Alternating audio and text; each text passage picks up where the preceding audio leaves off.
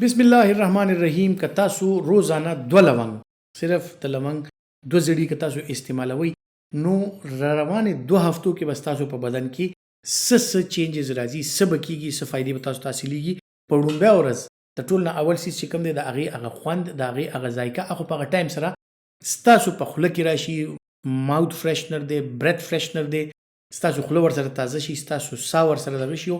تاسو چې کم چا سره خبرې کوئ ډېر کانفیډنټلی کولی شي چې ستاسو د خولې نه به بوی نه ځي دا خو ورسره پاکه ټایم وشي ورپسې چې کله دا معدې ته لاړ شي هضمه ورسره هم پاکه ټایم ډېره ښه شي شروع شي وجود ورسره یخ شي او خاص کر د معدې دا سوځې یا د زړه دا سوځې چې کوم دی دا ورسره په پاکه ټایم کې ښه شي هغې نه بعد دا چې معدې ته لاړ شي هلته کې د هاضمې سیسټم شروع شي نو ستاسو د اجزا چې کوم تاسو په خوراک کې وي د هغې ابزارپشن ورسره زیات شي او دا را روانو ورځو کې بیا تاسو له فایده درکوي را روانو ورځو کې بیا دا کیږي چې دې سره ستاسو بلډ پریشر ریګولیټ کېدل شروع شي دې سره ستاسو هاضمه ښه شي دې سره ستاسو میټابولیک ریټ ښه شي یعنی ستاسو د هاضمې نظام چې ښه دی دا هضم شي او دا وجود کې استعمالیږي هم هغه شان ښه تیزۍ سره نو د وزن زیاتېدو چې کوم خطرات دي خدشات دي هغه ورسره کمېدل شروع شي په تقریبا 2 هفتو ته چې ټایم رسي نو هغه پروسس خپل ټایم ته رسیدلی وي هغه پروسس شروع شوی وي چې کوم نه ستاسو د وزن د کمولو یا د وزن د برقرار ساتلو هغه ټایم شروع شي هغه ډیوریشن شروع شي او هغه چینجز په بدن کې راشي چې ستاسو وزن به که زیاتیږي نه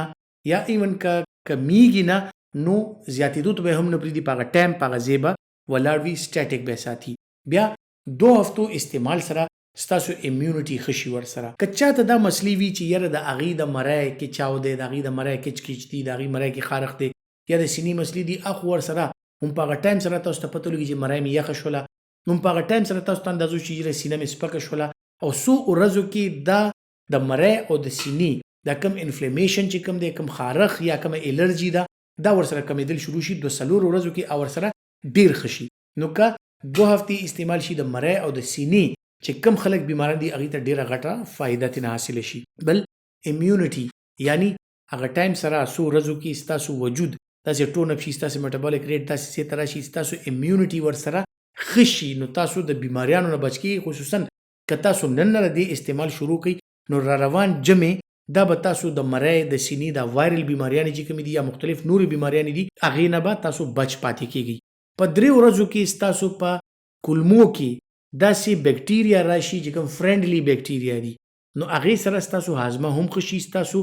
د هاضمې چې کوم مسایل دي خصوصا ډکو متیازو حوالې سره چې د چا خېټه کې ګیس ډېر جوړېږي یا څه کېږي نو تقریبا 3 ورځو استعمال سره هغې کې تاسو ته فرق محسوسېدل شروع شي چې یاره زما خېټه کې د ګیس مقدار کم پیدا کېږي زما خېټه ورسره سپکه شوه او زه چې کوم دی نو د خوراک نه بعد لایټ فیل کوم او نور څه داسې مسلې په یا څه داسې فایدې د دې چې کومې دي هغه بیا داسې دي چې ډېر پا دي هغه به تاسو ته 2 هفتو کې د دې یو ښکلی مقدار ستاسو په بدن کې ډیولپ شي ستاسو بدن هغې ته جوړ کړي چې را روان وخت کې دې کې انټي اکسیډنټس دي دې کې انټي انفلیمیټري اکټیویټیز دي نو انټي انفلیمیټري اکټیویټیز په وجه ستاسو خوږونه دردونه را روان 2 هفتو کې هغه رو په کمېدلو را شروع شي او 2 هفتې چې تاسو استعمالوئ نو دغه دردونه خوږونه دا مکمل خاتمې طرف ته لاړ شي یا تاسو دغې نه خلاص شئ ستاسو د پټو کمزورتیا ورسره ښه شي